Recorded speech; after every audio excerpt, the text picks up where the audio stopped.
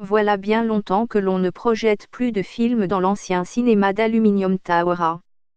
La petite salle appartient au temps révolu où cette ville nouvelle syrienne des bords de l'Euphrate était appelée à devenir la cité idéale du baptisme autoritaire et triomphant des années 1970.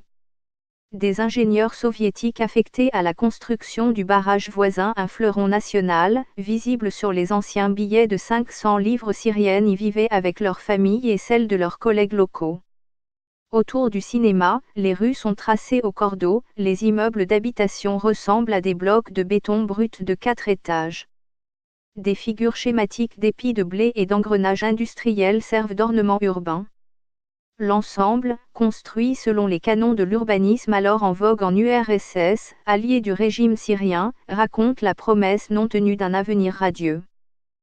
4 décennies après sa construction, ce songe architectural soviétique perdu aux confins de la Mésopotamie est tombé aux mains de l'organisation État islamique, EI, en même temps que le bourg voisin de Tabekua, en 2014.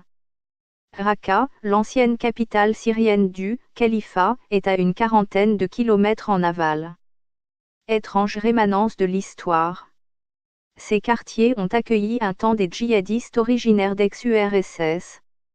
Mais leur utopie totalitaire, elle aussi, a vécu.